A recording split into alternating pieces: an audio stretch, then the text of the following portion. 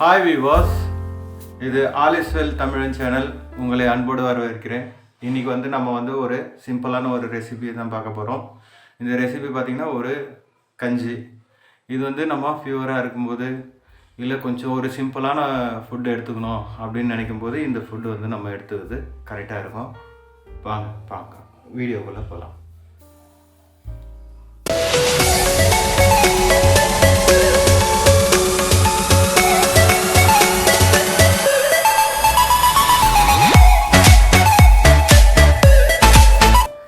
இதுக்கு தேவையான பொருட்களை நம்ம ஃபஸ்ட்டு பார்க்கலாம்.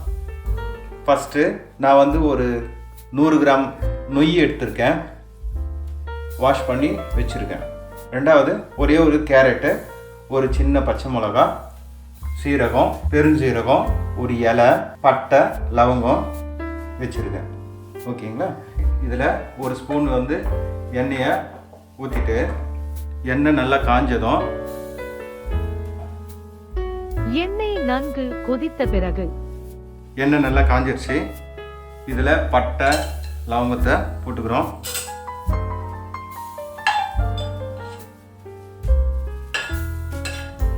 கூடவே இலையை நம்ம நல்லா பிச்சு நம்மளால் எவ்வளோ தூளாக்க முடியுமோ தூளாக்கி இதில் போட்டுடலாம்.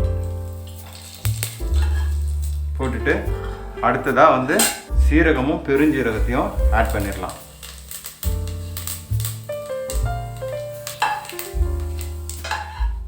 இது நல்லா பொரிஞ்சிருச்சு.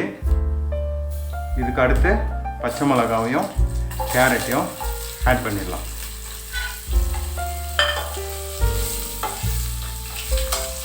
ஃப்ளேம் சிம்மில் வச்சுக்கிட்டு கொஞ்சம் லேசான ஒரு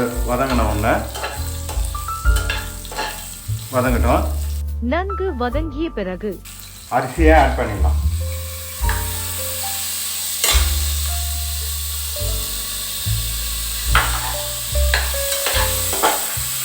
அரிசியை ஆட் பண்ணிவிட்டு அடுத்தபடியாக நம்ம இதை குக்கரில் வைக்கல, நம்ம ஒரு சாதாரண பாத்திரத்துலேயே வச்சு செஞ்சுருக்கேன். இதில் கொஞ்சம் தண்ணியை ஊற்றிக்கிட்டு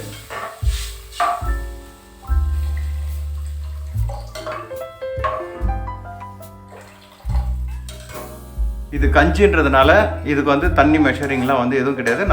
நமக்கு எவ்வளோ தேவையோ அவ்வளோ நம்ம வாட்டரை இது பண்ணிக்கலாம். கஞ்சி எவ்வளோ தண்ணியாக இருக்கணும்னு நினைக்கிறோமோ அவ்வளோ தண்ணியை நம்ம இதில் ஆட் பண்ணிக்கலாம். நான் இப்போ 1 லிட்ரு தண்ணி ஆட் பண்ணியிருக்கேன். 100 கிராம் அரிசி ஆட் பண்ணியிருக்கேன். உப்பு ஆட் பண்ணிடுறேன்.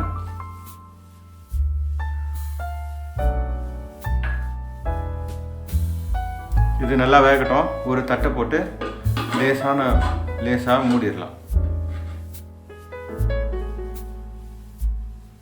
10 நிமிடங்களுக்கு பிறகு இப்போ 10 மினிட்ஸ் ஆகிருக்கு. இது இப்போ நல்லா வெந்திருக்கும். பார்ப்போம்.